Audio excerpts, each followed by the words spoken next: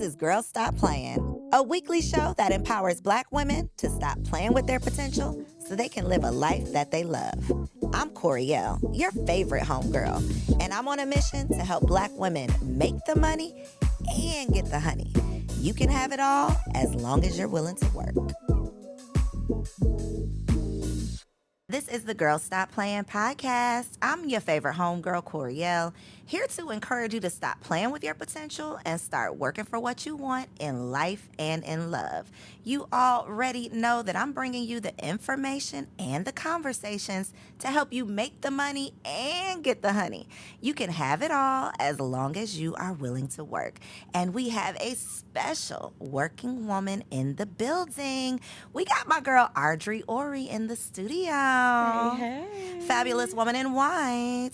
Listen, your branding is so tough that your girl had to find her own cream to wear, okay? We had my show, but I said, I'm going to match my guest I love it today. And you look fabulous. Thank you. So Tabo was asking me, like, who's this next guest? Like, tell me about her. And I didn't even know where to begin because I am just getting caught up with the evolution of Ardre Orie. We go way back. Way back. To several lifetimes ago. I feel like at this point. Yes. But talk a little bit about who Ardre Orie is in this season. Yes. And then we're going to go back. Yes. And I love that question. First of all, thank you for having me. We do go way back, so it's a pleasure to be here. In this season, I am, first of all, authentic. And I think that that's something that I have been chasing for so long. You know, in life, you evolve, and so you're constantly trying to figure out who you are. So first and foremost, I know who I am today. I am a writer. And in that encompasses writing screenplays, TV series, film, books, of course, a ghostwriter. And then I am a multifaceted entrepreneur. And so under that umbrella, there are writing retreats. There is an independent publishing house. There is also a company that creates luxury accessories for travel. So that is who she is. Is that my bag that I got today? It is. Tell us the brand name, tell us about it, and then I will show y'all. Y'all will get to see it. Okay, absolutely. So the company is called Crown Avenue, and literally, just as a storyteller, you kind of need an outlet. Whatever it is that any of us do, I feel like you need an outlet. And so for me, that became designing pieces so that when I had a fabulous way to store my laptop, or when I was going to meetings, I needed to have multiple pieces, but I wanted something that was aesthetically pleasing and cohesive, statement pieces, but also functional. So I started that company during COVID, actually just sketching bags, and then it expanded into pieces for travel. So I love them now. I make my family, which I am a wife, happy wife of 21 years, mother, and I have my family carrying my pieces everywhere as well. And I'll be carrying your pieces as well. I love it. So one of the first things that you said is just that you are authentic now, and you have like fully stepped into who Ardre is. Yeah. At the beginning of the new year, I was like, I'm not making a New Year's resolution, but what I kept saying to myself was, I'm going to be all of me, like the fullness of me. And I still haven't really figured out what that means. Right. But what led you to figuring out like who is Ardre? Because so many people struggle with that, and we end up chasing who we think we should be or who we think people want us to be, and then we're not fulfilled. Right. I got to this place literally by trial and error, and I feel like, you know, people are always looking for an answer. How do we get there? You get there by stumbling. You get there by being uncomfortable. You get there by continuing to live, you know, each and every day. I really feel like life and who we are supposed to be, how we're supposed to show up, it's kind of like, you know how when you're listening to any of the streaming stations and they play a song, right, in an effort to create a playlist. And so you can either thumbs up or thumbs down that song. In life, we have to thumbs up or thumbs down experiences. We have to thumbs up or thumbs down people. We have to thumbs up or thumbs down energy. And so when we do that, we get closer each and every time to cultivating the playlist of life that makes us happy, that brings us joy, that gives us, you know, exposure to the experiences that we really should be having. So what did life look like before you came to this conclusion, or before you got to this space? Like, what did inauthentic, is that the right word? What did inauthentic Ardre look like? You know, I was really trying to be And this is a term that I've been using with one of my clients. I too had the perfection plague. And I think that as Black women particularly, we attempt to wear so many hats. You know, you and I both know there was a season where the term boss was like the buzzword, like you need to be a boss. And now we're in this space of giving ourselves permission to live soft lives, whatever that means, however we define that. We're in a space now where we are not glorifying struggle. We're not glorifying hustle and how hard you can work, because we understand that those things have been detrimental to us. That language has subtracted to our life's experience, from our life's experiences. So I think it's really important that we understand it is okay for things to have ease in them. Does that mean that life is going to unfold in an easy way? No. Does that mean we don't have to work for things? No. But it is okay for things to come with ease. And when things don't come with ease, we should question if that is for us, if we should be in relationship with that person, if we should be at a specific place of employment, because things are supposed to flow and we're supposed to find that flow and go along with it as opposed to upstream. So prior to Ardre Orie, the multi-hyphened entrepreneur extraordinaire, you were in the classroom. Yep.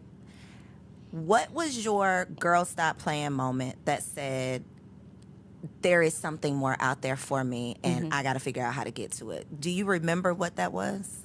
Absolutely. So I got my bachelor's, master's, and my specialist in education, right?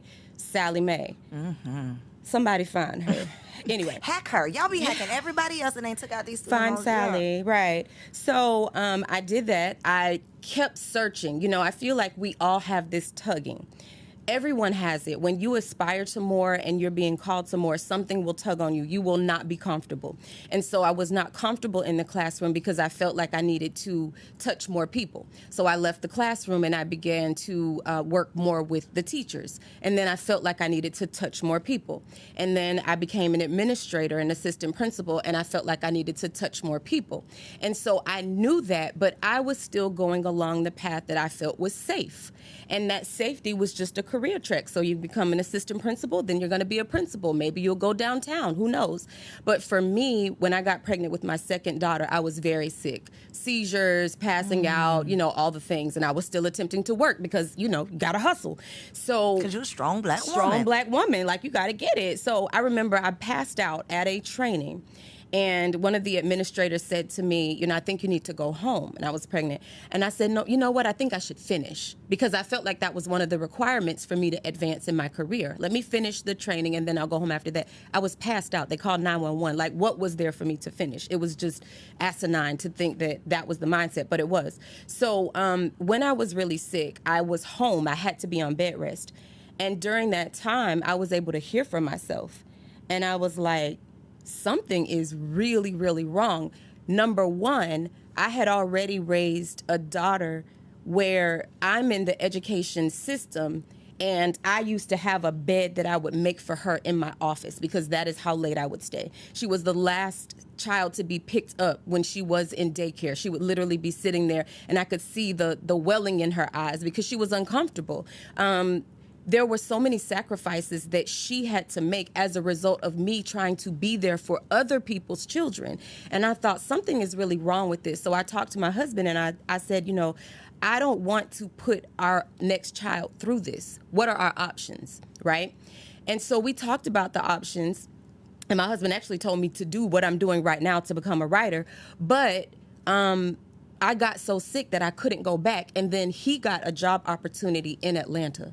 So I had to leave. So I was kicked out. That moment was me being forced out. It wasn't because I was just so brave and decided to do it. I was forced out. You were forced out. And I think that God has a funny way of getting in your face. Yes. And like you know, something is gonna keep eating at you. Something is gonna you can run, but it's gonna chase you. It's gonna follow you, and you're not going to feel fulfilled until you truly figure it out. And it could be several iterations, it could be several versions, but you know, several drafts. Because we got a writer in the building. You like what I did? Hello. Several drafts before you finally get, you know, to the finished product. And I think so many of us get caught up in that initial draft, or I can relate to the feeling of, okay, I know that I want something more beyond this classroom, so let me go back and get another education degree. Of course. Let me figure out how I can work for a textbook company. We Right. are like living Wearing in this little blinders. box based on the degree we got or based Right. on the career track. And Right. so, you know, I hate that it had to be those circumstances literally that set you down. Yes. But I love that you got the opportunity to hear Yes. from yourself, I did. because that's one thing that most of us don't have. Like, we don't have the luxury to Right. just sit Right. and think and hear from ourselves, hear Right. from God, get the plan. Yes. And that's a lot of times why we end up just kind of spinning our Spiraling. wheels. Yes. So I wanted to know how your husband has evolved with this new evolution, but you kind of answered a little bit, because you said, like, he saw you when you couldn't see you. So he did. told you, "Sis, this is what you need to do," way back did. then. He did. But a lot of times when your husband doesn't marry the entrepreneur, sometimes he doesn't know how Yes. to handle the entrepreneur. So Right. what has your marriage, like, how has your career impacted your marriage? Right. Very much so. Very much so. Like, first of all, he said, you know, why don't you just write? And I was like, that's crazy. Like, you know, you can't make money doing that. Why would I do that? And the first problem is that I associated self-worth with my ability to generate an income. So that was barrier number one. Well, how do you not do that, Ardre? Help me right now today. How do you just decide that that does not define you. me? I feel like it's a must in entrepreneurship because of the fact that there are so many ebbs and flows in entrepreneurship, particularly when you begin or if you're trying to figure it out. And if you believe that what you're doing is only good based on your ability to generate an income, you have an immediate problem, because your will to do it has to go beyond compensation, or you will give up. You will give up. There's no way to keep doing it. Also, in entrepreneurship, money is not predictable in the beginning. When you're launching a business, some people, you know, there are those people who in the first however many months or whatever, they're super profitable. That was not the case for me. I struggled tremendously to be profitable. But what I also learned is that you have to recognize when you're on fertile ground versus not. And that could be just a step to the left or to the right. You know, you have to be willing to do that, but you need the space to be able to figure those things out. So I had not come from a space of entrepreneurship. I had not seen entrepreneurship in my home, nor had I seen a marriage in my home. So those were two things that I was trying to figure out on the fly. But for my husband, you know, he encouraged me to write. We made the decision to live off one income. That alone, and I don't want to say for Black families, I can only speak about us, but what I do know is that a lot of our married friends were not doing that. There were not a lot of people that I could talk to who were trying to structure their lives on one income. So then that meant in me trying to launch my business with literally the $144 that it took to incorporate at the time, I had to figure out how to bootstrap and generate income. And that was very challenging for me because emotionally I felt like I wasn't contributing. Although I was a full-time mother, I still to this day cook 3 meals a day in my home. Still, 3 meals a day, doing all the things that I believed, trying to figure out how to be a wife, trying to figure out how to communicate effectively, trying to understand what men actually need and not having that information to begin with, because there was no training. So that's why I'm glad you do what you do. So it was a lot. But one of the things that I did have to fight for, and that I encourage anyone, male or female, woman or man, or whatever way you associate, is to make sure you find whatever it is that you want your identity to be, because that gets lost in translation of the roles that could be traditionally pulled together. So for me, that looked like I would sometimes fly out on a Friday. I would cook 3 meals a day, stack them up, right? So they wouldn't miss me per se, cook them all up, and then I would fly from Chicago to Atlanta. We had moved to Chicago. Fly to Chicago, from Chicago to Atlanta, to be able to come here and do work because a lot of my clients were here. That wasn't really something my husband was like, yeah, I just want you to get on the plane and fly. I would fly to LA and catch a red eye and then try to come back like within 24 hours trying to generate business. That's not really something that your husband is like, yes, go do that. But I fought to do those things because I felt like they were necessary to grow my business. In the end, it worked. How did you not deal with, or I know you dealt with it, how did you work through mommy guilt and wife guilt? Because for women who have these strong desires, a lot of times that can stop you in your tracks because you literally just cannot deal with I'm missing out on this part. And also, to your other point, you don't want to be everything to everybody else and then your own family misses out on the fullness of you. So how do you balance that part of it? I think that coming up with non-negotiables within your home are helpful. Cooking was mine, right? They expected me to cook.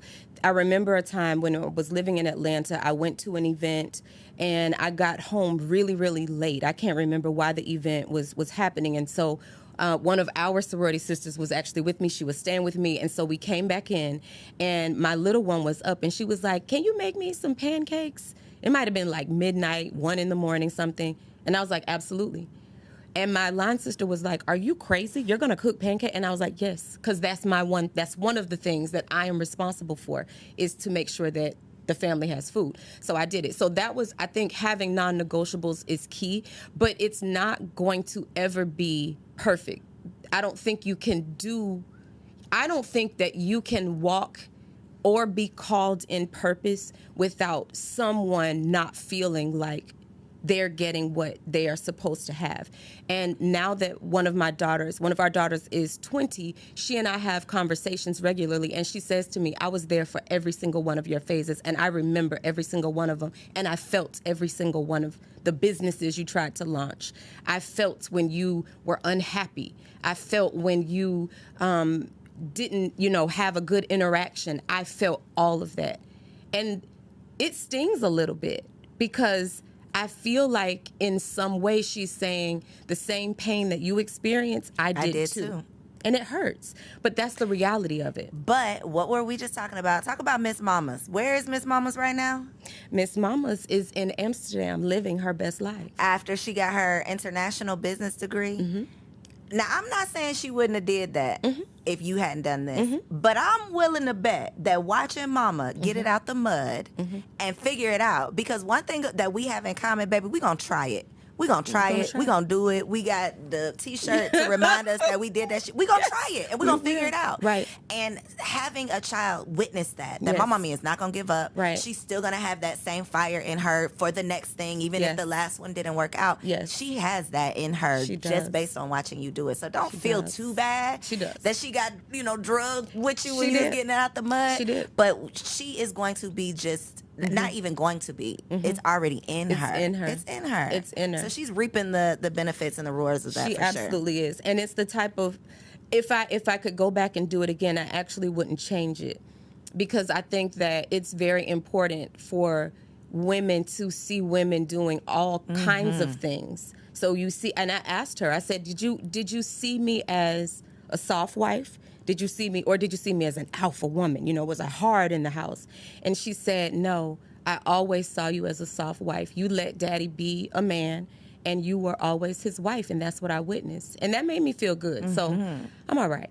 So what does that look like to you, in your opinion, and what do you want that to look like for your daughters? Because I already know, Ardre, somebody's gonna watch this and they're gonna be like, cooking 3 meals a day, who are making meals at midnight? It was this clip going around social media of if your husband asked you to cook for him at 2:00 in the morning, would you get up and do it? And it was just this whole thing about it. So I know somebody watching this is gonna say what they're not gonna do. Right. So what do you think showing up as a wife looks like with your 21 years of experience? And obviously everybody's version looks different. Sure. But what is your advice, and what do you hope your daughters take away from watching you be a wife? So the first thing that I will say, and I think that this conversation is actually very much embedded in a book that I'm writing. The conversation surrounding sex and intimacy from Black mothers to Black daughters, I don't know how often it happens. I think a lot of times As mothers, we want to protect our daughters. We want our daughters to be virtuous, and we want them to make sound decisions. But withholding information and withholding our experiences, I think, can compromise how enlightened they are when they go into their own relationships. So the first thing I will say, as a wife with a husband, is that sex and intimacy. Look in this camera right here. This your camera. Sex and intimacy is a non-negotiable. It is not something that is to be withheld. It is not something that is used to get what you want. It's not a means to an end. It is literally the oxygen within your relationship. Not the only way you can breathe, but is the oxygen in your relationship. So that's one. I got to ask you a question there, Ardre. Same thing with the cooking. Yep. Do you feel that sex is a duty in the way of, if my husband, if I got home from this event late, I done had a crazy, terrible day, and I really am just tired as hell, but I came home to my husband, and now he wants to have sex. Do you feel that it is I feel like duty is just not the appropriate word, but do you feel like, yes, I'm going to have sex whether I really feel like it or not because this is my wifely duty, or do you feel like I'm going to catch it in the morning? We can get a quickie in when I wake up.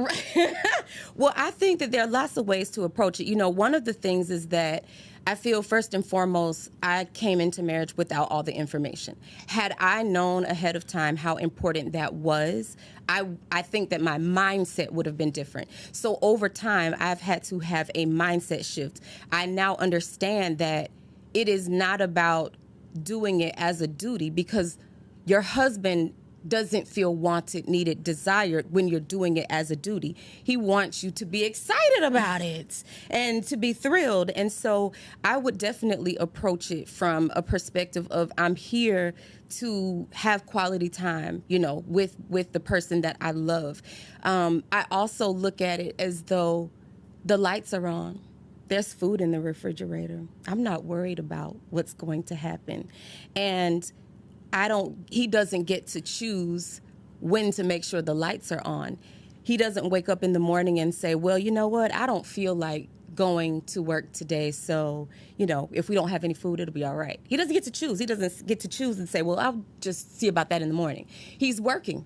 He's making sure that our foundation is set. So I feel that I'm happy. I'm honored to do the things that will make him feel good about what he's doing out in the world.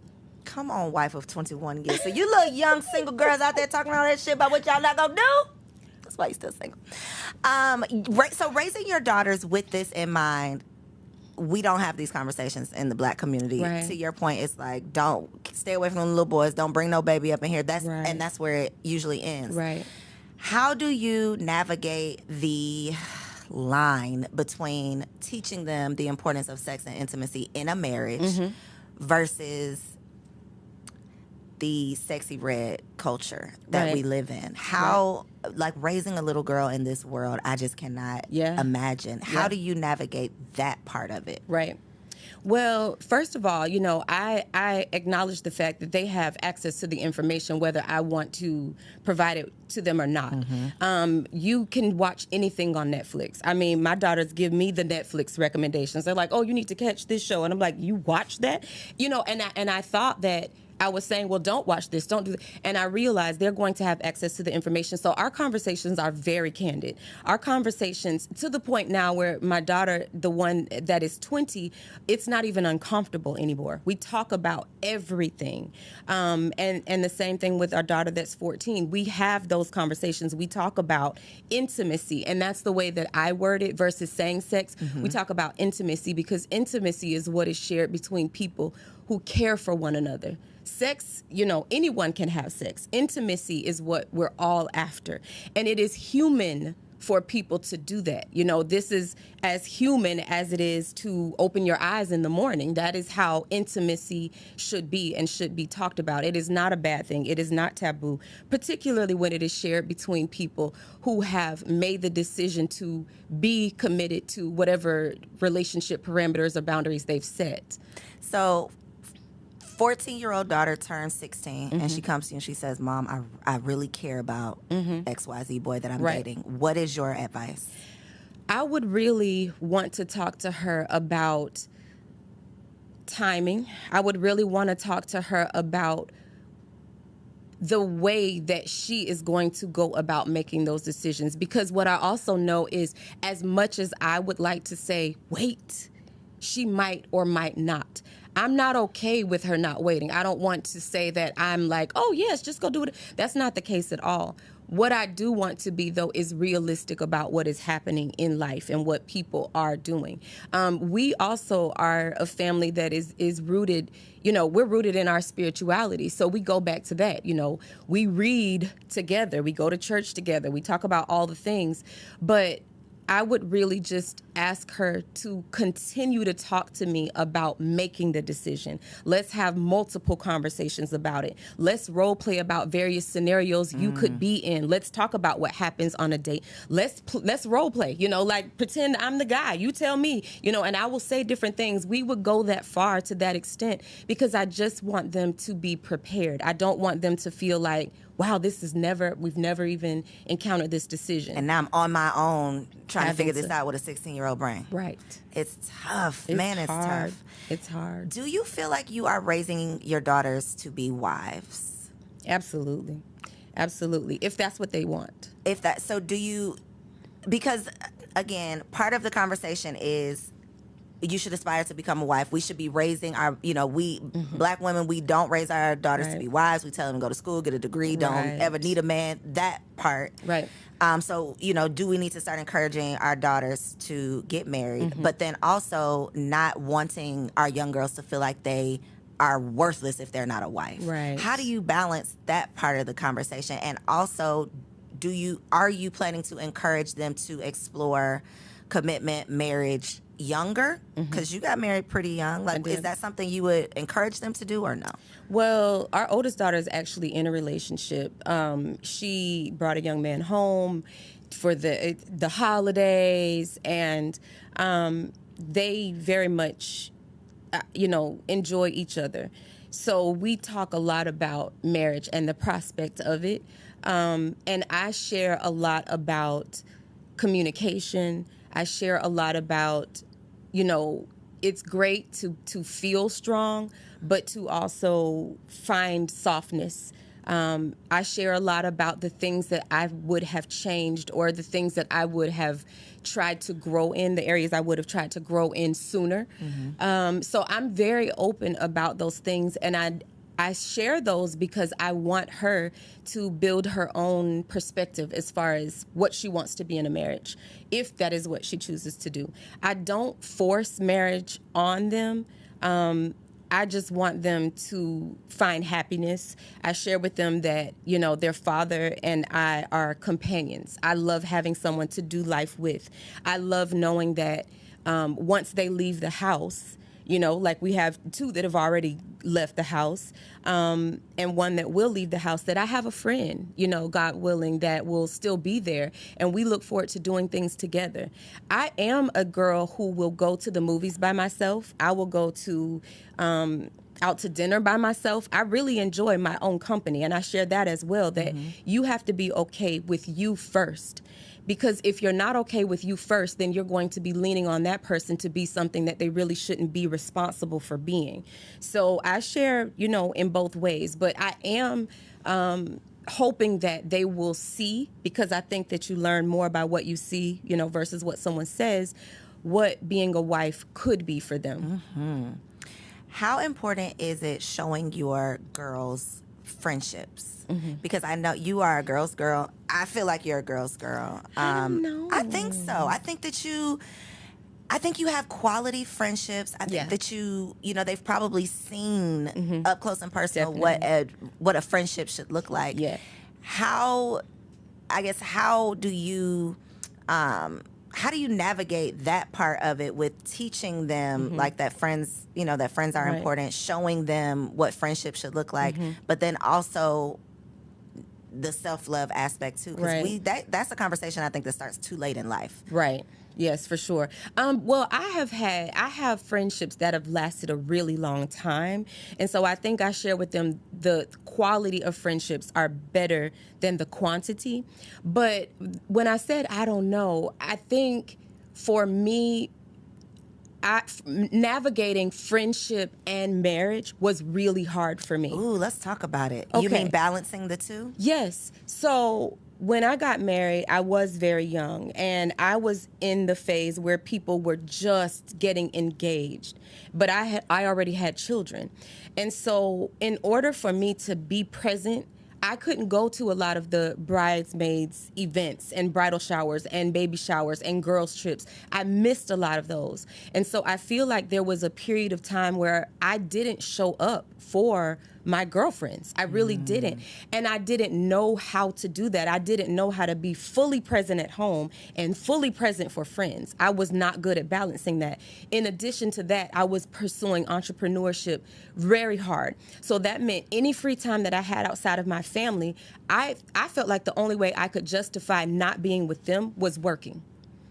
It wasn't like, oh, I'm going to go fly to LA to go hang out with the girls, but I'm leaving my small babies and my husband. That just didn't add up to me. I'm still not the girl who's like, let's do a girls trip. I was coming around to a girls trip question. I'm not. Is it your personal preference? I don't prefer girls trips, or I have guilt with leaving my family. I have guilt with leaving my family. I love my girls, and I do now. I'm literally in a season of what I refer to as I'm making up with to everyone, right? I call all my girlfriends. I'm like, hey, what do you need me to show up for? What is it? Call me. I'll be there, because I'm now in a season where I can do it. My kids are stable. My husband is stable, and I'm stable. I was not stable back then. I was trying to figure it out. I was just on shaky ground, and so I could not show up. I just didn't have the capacity. And I had that conversation with all of the people who are very important to me to help them understand that it wasn't that I didn't want to come. I didn't have the capacity, and I felt very guilty because I was pursuing this business that required so much of me. So now, and I had that conversation with my daughters as well. And I said, hey, you remember this one, this one, this one? I'm going to this for that person. I'm going to this. I'm flying out of town. I'm doing whatever you want me to do, because I can. But I couldn't before. And I think we need to give people grace. I'm still not the friend that talks on the phone. If I have free time, I'm talking to my husband. If I have a free moment, I'm checking in with my kids, my mom, who needs me in this season. So if you need me, I will show up. Whatever it is that you need. But I'm not calling you every day. And please don't call me every day. No, either. And if we can do by text, that's great. Yeah, you are me, Ardre. Okay, so we might probably not girls. Yeah. It is very tough managing the transition, especially when the transition to mother and into marriage happens close. Same time. It's really tough. It's tough on you as the person making the transition, and then it's tough on the people who were used to the old version of you. And there is a lot of guilt associated with it. You feel bad about it. They're mad at you. You don't know what to do because you don't know what to do. You know it's new for everybody. Yes. But we don't usually have these conversations. Right. So then when you get into it and you just feel like you're a bad friend, you're a terrible person. But no, you're human. You are becoming a totally different version of yourself, and you got to give yourself grace to figure it out. And hopefully your girlfriends will give you grace too. Yes. You know what? Everybody, all of my friendships are intact. And I literally had one person to say, I love you for acknowledging this. And I am so honored to be friends with the woman you are now, because it took you going through those seasons to be who you are now. And it brought me to tears because it was beautiful. So yes, I was just trying to figure it out. Just trying to figure it out. Yeah. So when you and your husband got married, he had a son. Yes. You have a bonus baby. Yes. What has been over the years, what would you say could be the best advice based on your experience for a woman getting into a marriage with a bonus baby? What's your best advice? You know what? That was so difficult for us because I'm literally someone who doesn't like to share. I'm just not a sharer. I don't like sharing food off my plate. I've never, and that's probably from just growing up in a home where I was the only child in the home at the time. My son, when he was gifted to me, is how I say it, he was 2. So he's 25 now. He's literally my baby, right? But what was difficult for us was communication. How do we communicate in this blended state? And so I took the reins to communicate with my son's mother and told my husband, you just step aside, let us communicate, because I do recognize what happens when women align. There's a difference. And that was a game changer for us, because it wasn't, you know, my husband trying to figure out how to communicate. It was just us figuring out what was necessary and what was needed. And so I think that that is the best advice that I can give. The other thing is, what works for one set of people does not work for the next. I think that blended families are as varied as our fingerprints, and you have to come up with what is going to be effective in your home.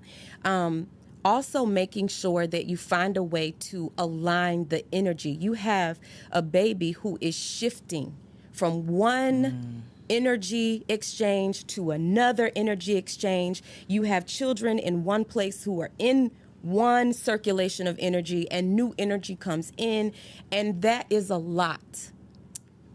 And so finding a cadence is necessary.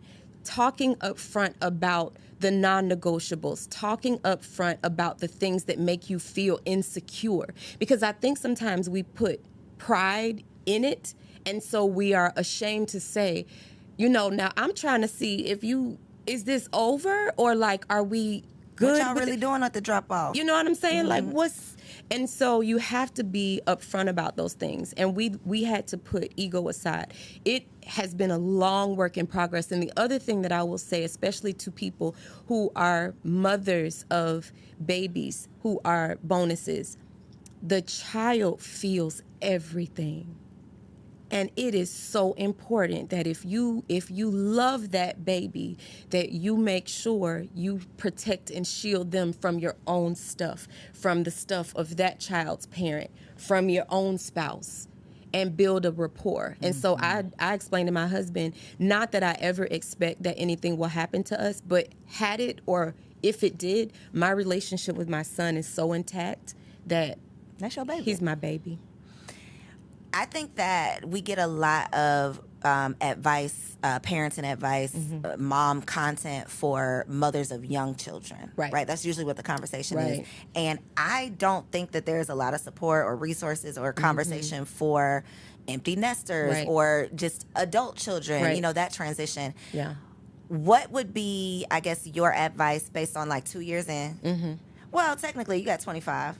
25 yes, and then we still have 14 in the house, but she's grown. Honey. Yeah, basically. But how is that transition from, my oldest is 2.5. So give me some advice on, like, I know it don't get easier, so you don't have to say that. I have heard that enough. We know it's not going to get easier, but, like, help. You know what? I beg to differ. I think that it does get easier because, you know, as your children matriculate, they become more independent if you train them to do so, right? So my husband and I have really, our friendship is just on 100. And we have so much fun. And we have so much fun thinking about when our daughter's not in the house. Whenever my mom comes and she stays with us, you know, we're like, child, we out of here. You know, so I think that you have to build your friendship. Everything else is secondary. You have to build your friendship. That has to be the person that you want to call first. It cannot be your girlfriends because they're not going to be in the house with you. You're going to be left to live with that person. I used to think all the time, you know, you would see people become empty nesters and then get a divorce. And it would be like, how can you be married for 20 years and then you get a divorce? But it's because you have nothing left. The kids are what make you have something in common. And so if you don't work on that relationship, I literally just texted my husband when I was on the way here and I was like, what's up? What's the score, 1 to 10? How's the sex and intimacy meter going? You know what I'm saying? Like, tell me how I'm doing. Yes. Because I'm good. So tell me how I'm doing. Speaking of, what do you think, from an OG wife to a newlywed, what do you think is a realistic goal for intimacy in a week? Right. That is... Come on. Okay. Oh, you're waiting for my answer? Yeah, I'm waiting on your answer. Okay, well, I'm goal-driven as well, you know, because I used to be asking my husband, give me a number. You know, if I can hit the number, then Please, I feel successful. Yeah. But he would never give me a number. And I said, I feel like you don't want to give me a number because you feel like if I meet that number that you're going to be missing something. But, you know, I try, honestly, this is going to sound... I try honestly because I heard a podcast recently and there was a lady and she said like, multiple times a day.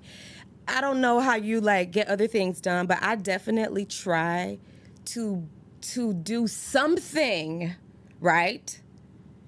Daily or every other day. I try really hard. Well, we'll be cutting that out. Y'all will never see this clip because my husband is not about to put the pressure on me. That is not what you're supposed to say, Ardre. That's an off-camera answer. Damn, daily? Or every other day. And I said, do something. Intimacy, there are lots of options. I think, too, wives, you have to find variety. And so, yeah, I try. That's not every week. Things happen. My mother just had multiple surgeries. I'm caring for her right now. So, schedules are off. I moved my daughter. Schedules are off, but I try very hard. As a standard, that's what you attempt to do. In my mind. Okay. We're going to shift the conversation. No more marriage talk, no more intimacy. I want to talk about being a celebrity ghostwriter. Yeah. Because most of the girls who are entrepreneurs, who do any type of services, like we would dream of doing whatever we do for a celebrity. That's ideal for most people. What has your experience been like working with regular folks and celebrity people? And what advice would you have for someone in any space that wants that type of client? First of all, if you want to work with celebrities, you have to be grounded in who you are. You cannot walk into a room and be so like, oh my gosh. You have to understand your talent and know your worth. I can't remember who it was, so I won't try to call a name, but someone said, they don't go into any business meetings thirsty because you always make decisions that are less than what you deserve. You'll accept something less than what you deserve. So I think the first thing is really being grounded in who you are, whatever it is that your talent or skill or service, you need to know that you know that you know that you can do that and be willing to walk away from the table and opportunities that do not serve you or your career. So I think that's first. The second thing is professionalism. Sometimes, and it's not just, I hate the fact that, people say, oh, we're black business. No, it's not. Unprofessionalism happens in many different businesses owned by many different people. But I think that the level of professionalism always supersedes the fluff. And I think it's really important to do what you say you're going to do. We get so many clients who have been scammed. We get so many clients who were promised something that was never delivered. In my line of business, it takes a while to compose a good book. What's a while? A while can be, I've worked on books 4 months. I've worked on books 3 years. There's a book right now. And I work in the traditional publishing realm through my agent. And then I have an independent publishing house. In the traditional publishing realm, this particular client, what did she get? $1.6 million for her book deal? She did. We've been working on that book for almost 2.5 years. And so a lot of times people want to rush and hurry up and finish. But if that particular book, they believe in it and they invest in it and it's willing, they're willing to take that amount of time, I think that says a lot about the quality of what they're producing because they believe that the finished product will be worthy of their investment. So working with celebrities, I think is... it's great if you are willing to be in a capacity to be of service. If you're working with celebrities, you are not the celebrity in that space. You cannot come in as the celebrity if you're working with a celebrity. You're there to cater to them. I take that same mindset when I'm working with everyday heroes. I really don't treat any of my clients any different. I think that we're all important. We're all celebrities to someone. And so it is just important to me to make sure that people walk away feeling like I gave the very best that I could to them. How do you take on... I just feel like you would be a therapist and like all of the things in my head of how this ghostwriting process has to work with people pouring their heart out to you, you learning all of the intimate things. How do you not hold on to those things? How do you not let that affect you personally? How do you maintain who you are without getting caught up in everybody else's stuff? Well, literally when we hang up the phone, I take about 10 minutes and I debrief and then I shut it off because I don't want to be any of that. Even if it's great, you know, I learn so much. I learn every day from my clients. I get great information and insight, but there is a lot of weight. There are a lot of heavy things. You know, there are lots of tragic things that happen in people's lives. There's a lot of emotional baggage. And I was raised by a counselor, so I know that my approach to it is very much therapeutic. I have people that call me all the time and say, I need to write another book just because I want to talk to you, right? But when I see the faces of my family, I don't want to transfer any of that to them. I don't want to give them anything that doesn't belong to them, that shouldn't be in our house. And so it literally shuts off. I've learned how to do that. Before, I would say it was a work in progress. I had to learn how to do it, but I have learned how to do that very well. So for anybody out there, you said you work with everyday heroes, the regular folks. Yes. Okay, so for the regular folks out there who might be interested in all of the things, because you do ghostwriting. Yep. Say it again. Say all the things again, Ardre. Okay. Because you do ghostwriting. Ghostwriting. You also do retreats. Absolutely. And then put the camera on Ardre so I can get my bag. Show the people. Okay. Okay, so you have ghostwriting. There is an independent publishing house, 13th and Joan Publishing House, and we publish books for everyday heroes. We have author coaching. We also have just publishing for people who have finished their manuscript and they just need it to be published. We do marketing because a lot of authors don't know how to market their books. They write them books and don't sell them. Then they don't have sales. So we do the marketing. We have an agency for that. And then we do the retreats so that if you need to get away and write, okay, we can do that. We're going to Milan next month. We have our summer writing retreats coming up. And then we have the bags that you can take along with you. So come on, the bags. Look, perfect segue. We have the bags. Okay, so this is Crown Avenue. I got to learn how to unbox like the girlies. Okay, right. So this is just... And that's you just... Yeah, hold just on. come... Yeah, there you go. Just rip it. Rip me out the plastic out and act them brand new. That part. Okay, y'all. Hold on. It's coming, guys. The suspense is killing you. I'm sure. Ooh, I was wondering which one it was going to be. Okay, guys. Dun, dun, dun, dun. And that's for your laptop. She's fly. Yes, she is. Let's see how she works. Right. She's for your Come laptop. on with the red. All red incense. Interior for everybody. The intensified pink. Yes, right, exactly, right. Okay. You see? Crown Avenue.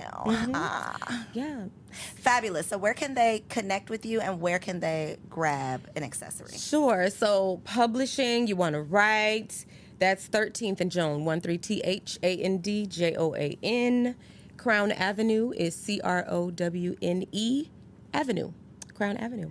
.com. .com. And on Instagram? Crown Avenue. Crown Avenue, and I am Ardre Orie. We'll make sure all of that is down below. I know y'all enjoyed this conversation. Yeah. Be sure to send this episode to a friend, like this video, comment down below, and tell me one thing that you took away. And if you happen to be listening to this podcast on Apple or Spotify, leave your girl a 5-star review. If it's not 5-star, keep it to yourself. Peace. So if you made it this far, I just know you loved that episode. Well, what you did not know is that we recorded it right here in ATL at Elevate Studios. Yes, your girl has her own studio, y'all, and it's not just for me.